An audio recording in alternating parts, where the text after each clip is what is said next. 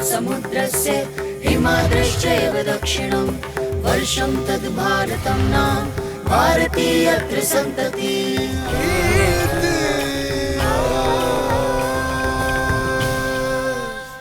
Namaste.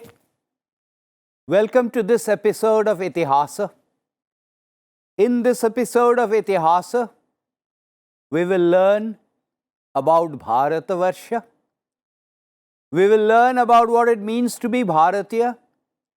We will learn about Varsha culturally, geographically, and what it means in terms of our heritage and civilization. What is the Itihasa?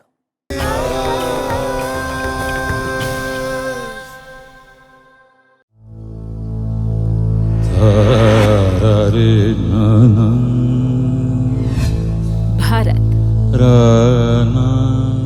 इस एक शब्द की कैसे व्याख्या करें?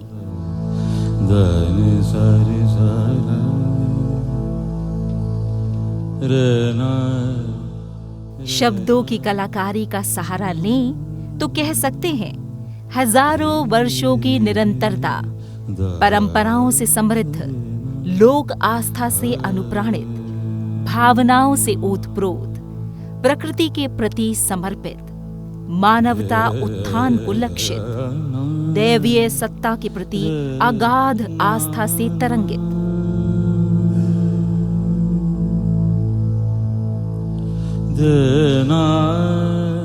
मानव सभ्यता के इतिहास में एक अद्भुत आभा लिए समाज, वैसा समाज जिसने गहन चिंतन और सृष्टि से साम्य के बल पर एक अलौकिक संसार रचा।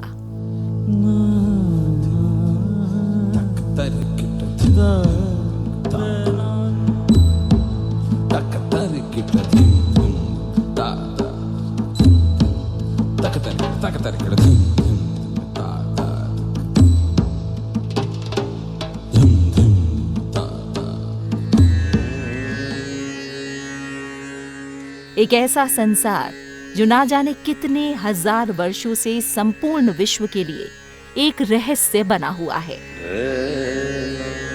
प्रश्न है कि भारत भूमि का हिस्सा है या एक विचार? गौर से देखें तो भारत एक विचार अधिक है, एक ऐसी संकल्पना जिसके चारों तरफ भौतिक संसार रचा बसा है। देखते हैं क्या है वो विचार। विज्ञान, गणित, अर्थशास्त्र, साहित्य और भाषा।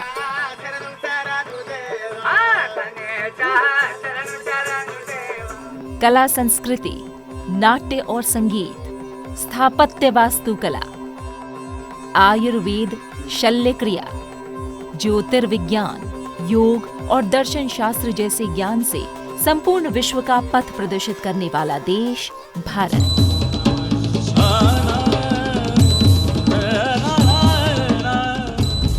भारत, जिसे कभी पश्चिम ने सपेरों और अज्ञानियों का देश कहा,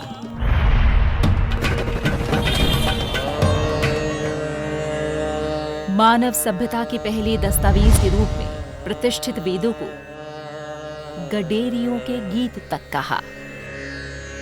दुर्भाग्यजनक रूप से इतिहास में भी भारत को कुछ इसी तरह से चित्रित और रेखांकित किया गया। इतिहास तथ्यों, घटनाओं की समय और क्रम के अनुसार विवेचना पर आधारित होता है, न कि पूर्वाग्रहों पर। लेकिन भारत का इतिहास पूर्वाग्रहों से ग्रसित मानसिकता वाले इतिहासकारों ने गढ़ा। जो देश सबसे प्राचीन सभ्यताओं की भूमि रही, जिसकी भौगोलिक सीमाओं के प्रमाण हजारों साल पहले वेद पुराणों में दर्ज किए गए थे, उस देश के इतिहास को आर्यों के हमले के सिद्धांत या आर्यन इन्वेजन थ्योरी के नाम पर तोड़ मरोड़ कर पेश किया गया। यहाँ के साहित्य को प्रमाण के योग्य ही नहीं माना गया, जबकि साहित्य ही नहीं, वैज्ञानिक साक्ष्यों ने भी भारतवर्ष की भौगोलिक स्थिति और इसकी अवधारणा को प्रमाणित किया है। भारत को प्राचीन काल से वर्तमान समय तक अलग अलग नामों से जाना जाता रहा है। प्राचीन काल में इसे मेलुहा, जम्बूद्वीप, आर्यवर्त, भरतखंडे, भारतवर्ष इत्यादि के नाम से जाना जाता था। जबकि मध्यकाल में इसे सिंध, हिंद, हिंदुस्तान, इंडस जैसे नामों से जाना गया। भारतवर्ष के जिन पर्वतों, नदियों और सागरों का वर्णन पुराणों में किया गया है, वो आज भी भारतीय उपमहाद्वीप में स्थित हैं। भारतवर्ष की अवधारणा को समझने के लिए हमें इसके मूल में झांकने की जरूरत है।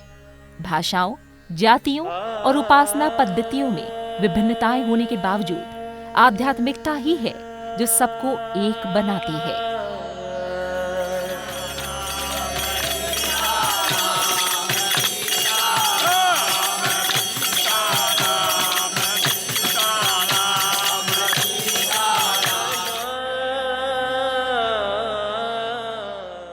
तो इतिहास की इस कड़ी में हम जानेंगे कैसे आकार लिया भारत के इस विचार ने, किन सिद्धांतों के आधार पर बना मानव सभ्यता का विशाल भवन, और क्या रहा घटनाक्रम। तो आइए चलते हैं इतिहास की यात्रा पर।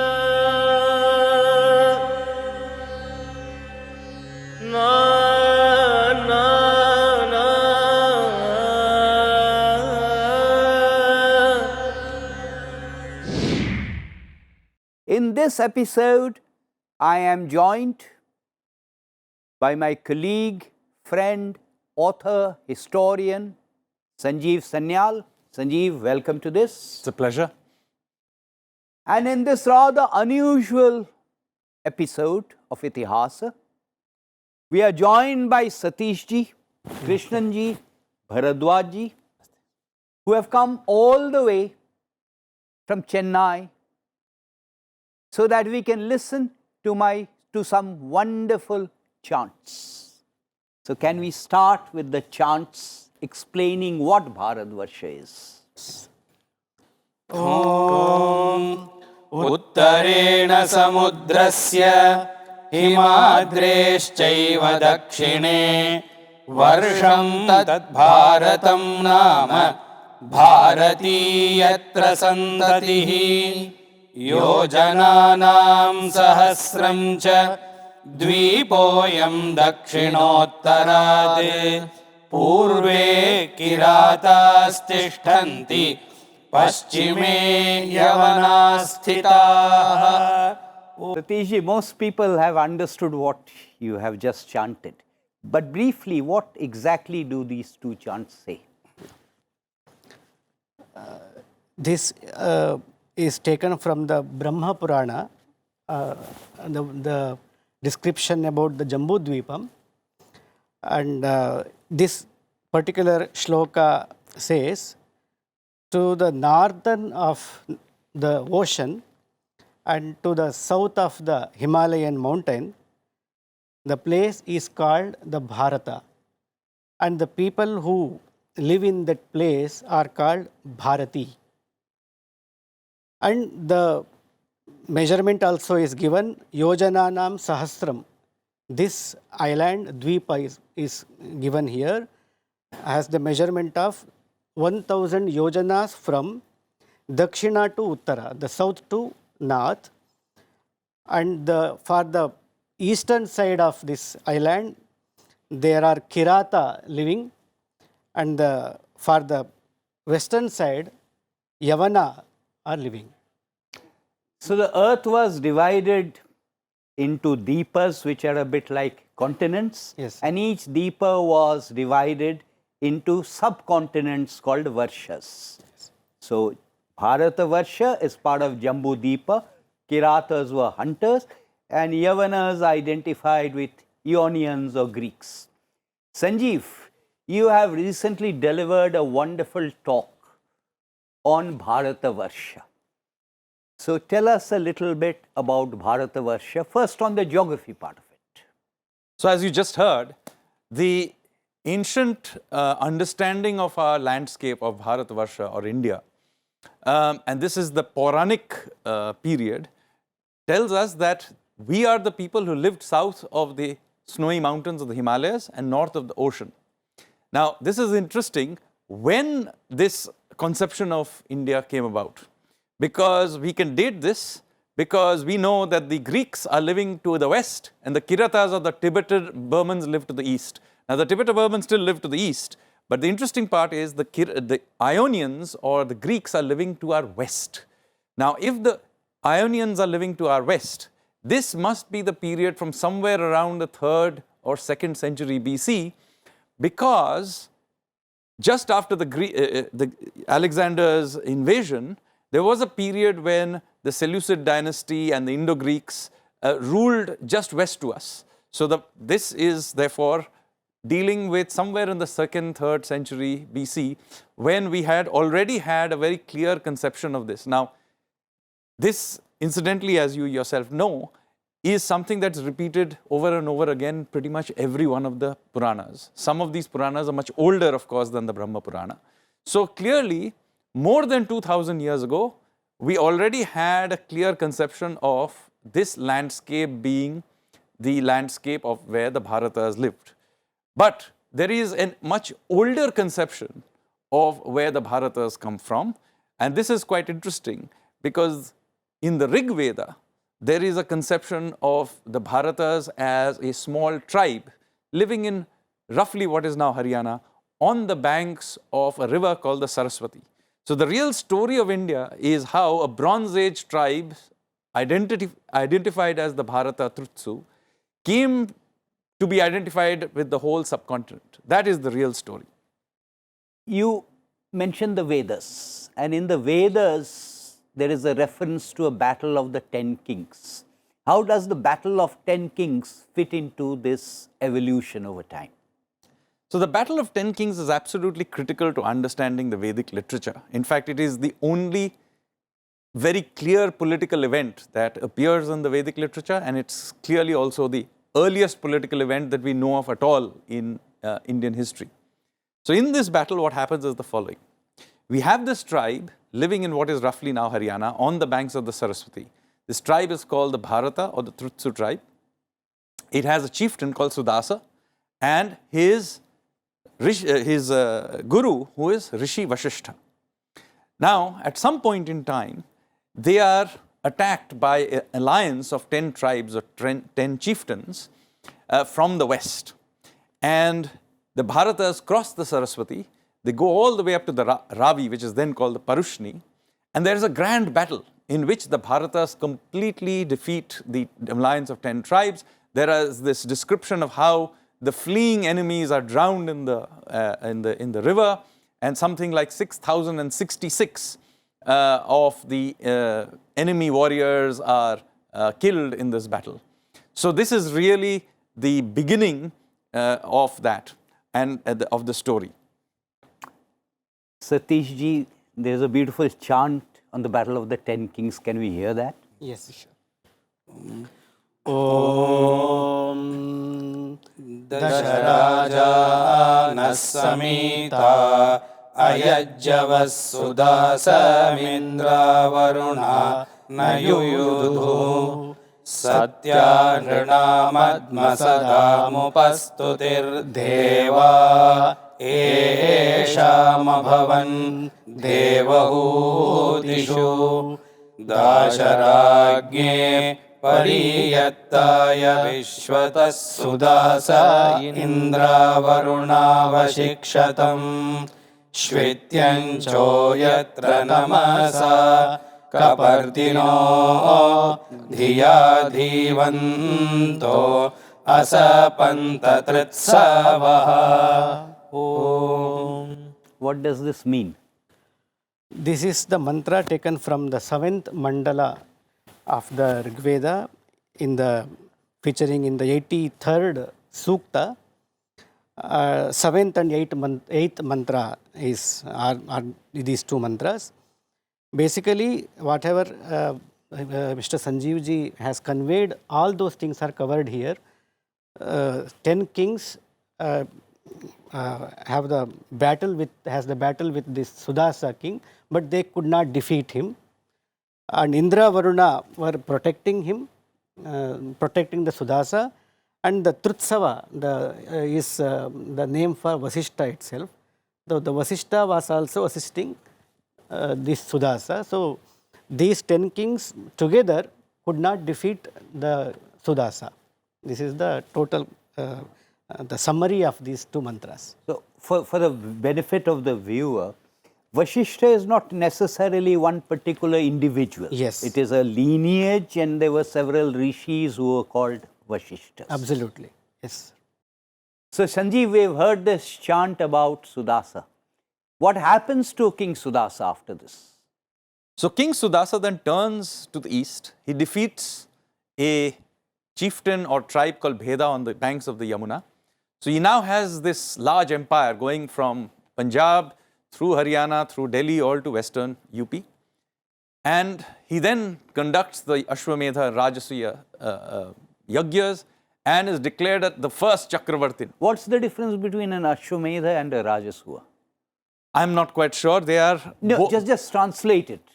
So an Ashwamedha is a horse sacrifice. It is a horse sacrifice. Rajasuya is a royal sacrifice. A royal sacrifice. And typically in both I end up becoming a Chakravarti, which means Yes. I'm an universal emperor because my chakra travels everywhere unimpeded. Yes, Yeah, that is roughly what it is. continue. You are the expert on this.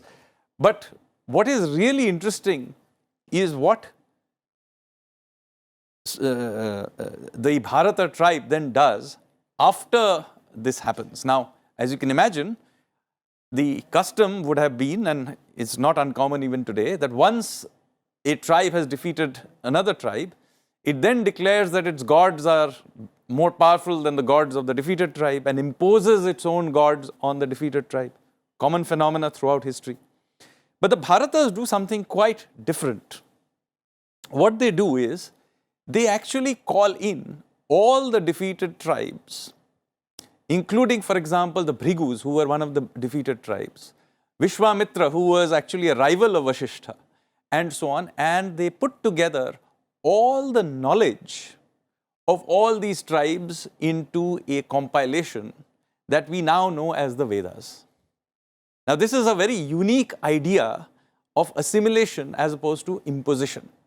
And this is there clearly almost like a contract, both in the very first and the very last chant of the Rig Veda. So if you hear the very first chant, in that it's dedicated to Agni, where it declares that we are paying homage to both the ancient rishis and the modern ones. So remember, this is in the Bronze Age. They are already paying homage to even earlier rishis. So this is important because the Rig Veda does not claim to be the beginning point, but a continuation and assimilation of what already exists.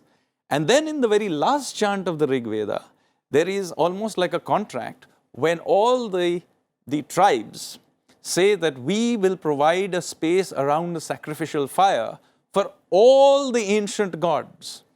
Now, this is an absolutely critical idea because with this, essentially the conception of Bharata starts not as a tribe, but as a civilization. We will hear in a minute what you have described as the first chant and as the last chant. Satish ji, the chants that Sanjeev Sanyal referred to just now, particularly the last one, or part of the last one, is famous, and most people will have heard it at some point or the other. So can we listen to these two chants, please? The first one and the last one. Yes.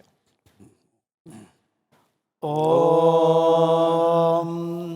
Agnimile Purohitam Yajnasya Devamritwijam Hotaram Ratnadatamam Agnif Purve Bhirrishi Bhiridyo Nutanairuta Sadevanye Havakshati Om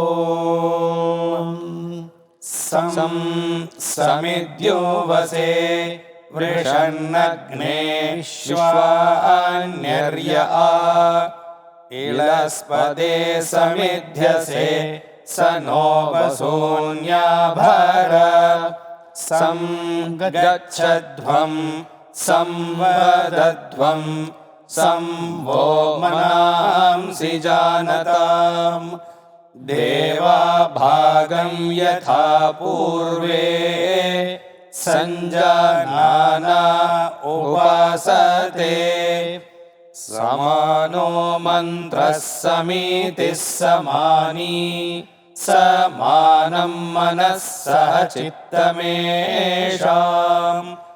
समानं मन्त्रमभिमन्त्रयेव समानेन वो हविषा जुहोमि समानीव आकूतिः समाना हृदयानि वः समानमस्तु वो मनो यथा वस्सु सहासति ॐ What does the first chant mean? What does it say?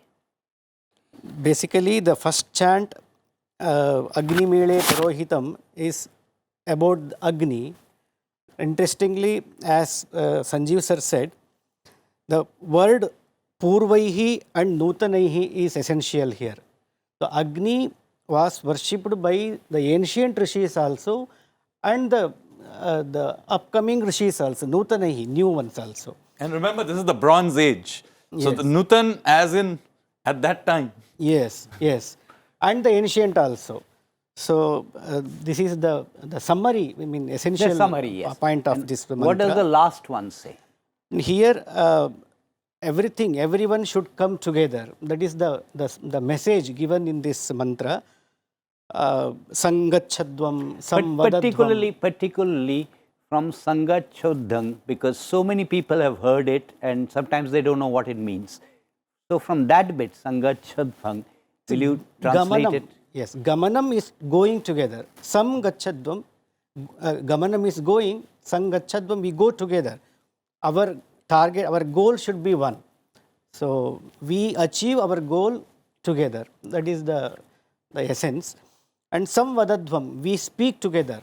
Normally, when we speak different opinions may be different, but we cannot come together and come at a what we call come to a conclusion together. So that is very important here. So we come at a conclusion together. So Sanjeev, this notion of being Bharatiya, it spread geographically, and it was not a homogeneous culture in any sense. It was several different kinds of cultures, if we use the word culture in the standard sense. So how did it spread? So this idea of assimilation, i.e. that all the gods could be accommodated around the fire, is an extremely powerful idea. So what happens is that this idea begins to spread, and more tribes further and further out contribute their gods to this space, are given a space around the fire. Not only are the gods given, and as a part of the contract, so to speak, of the chant that you just heard, they then accept the gods of everybody else. This is the reason that you and I are Bengali, we are not Haryanavi, but we call ourselves Bharatiya, because at some ancient point in time, our ancestors accepted this idea, they contributed their gods to the fire and accepted everybody else's gods. So this idea spread like wildfire all around the subcontinent. In fact, eventually went through to Southeast Asia, went through to Central Asia, and became a very, very powerful idea. So you see this clearly coming through in the spread of how, for example, we think of the Sapta Sindhu and what is the geographical area, and we will come to that in a subsequent episode, as you know.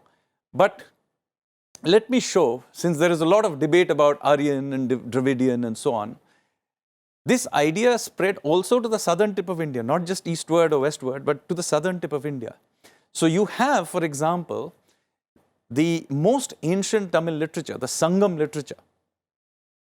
Here, you see this idea being clearly articulated. So the oldest text of the Sangam literature is the Tolpakyam. Now, let me clarify what the Sangam literature is. Sangam literature is a collection of poetry written between the 3rd century BC and the 3rd century AD. They are collections of poetry. And the oldest of these texts is a grammatical treatise called the Tolpakyam.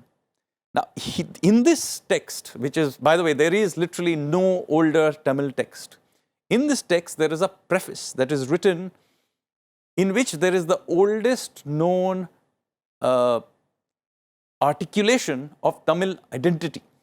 And so the preface goes as follows: in the virtuous Tamil speaking land that extends from Venkatam in the north to Kumari in the south.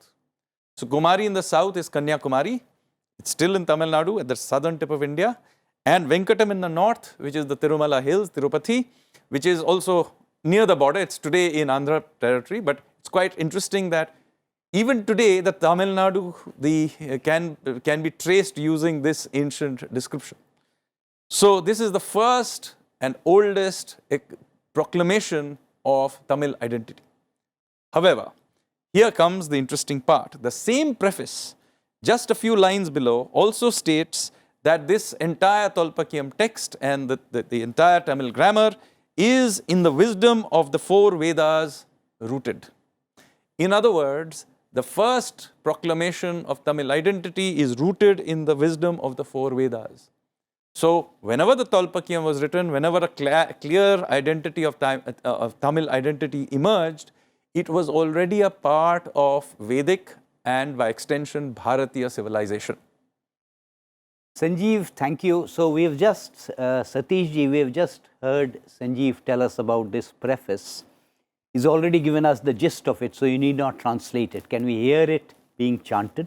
வடவேங்கடம் தென்குமரியாயிடை Tamil கோரும் நல் உலகத்து வழக்கும் செய்யுளும் ஆயுரு முதலின் எழுத்தும் சொல்லும் பொருளும் நாடி செந்தமிழ் இயற்கை சிவனிய நிலத்தொடு முந்து நூல் கண்டு முறைப்பட எண்ணி புலம் தொகுத்தோனே போக்கு அருபணுவல் நிலம் தரு திருவின் பாண்டியன் அவையத்து அறம் கரை நாவின் நான்மறை காட்டி மல்குநீர் வரைப்பீன் ஐந்திரம் நிறைந்த தொல்காப்பியன் எனத் தன் பெயர் தோற்றி பல்புகழ் நிறுத்த படிமையோனே. Sanjeev, thank you very much for joining us in this episode of Itihasa. Namaste. We hope to see you again in the next episode. Satish ji, Krishnan ji, Bharadwaj ji, thank you very much for joining us, enriching this episode. Hope to see you again in the next episode. Thank you. I hope you enjoyed this episode of Itihasa. As you will have gathered from this episode, the notion of Bharata Varsha, the notion of being Bharatiya, it evolved over a period of time. It also involved certain geographical aspects which we have not been able to cover in this episode. We will be joined by the same guests in the next episode, where we will focus a little bit more on Bharatvarsha's geography, the mountains and the rivers. Please continue to watch Itihasa on Sansad TV. उत्तरं यत् समुद्रस्य हिमाद्रश्चैव दक्षिणं वर्षं तद् भारतं नाम भारतीय त्रिसन्ततिः.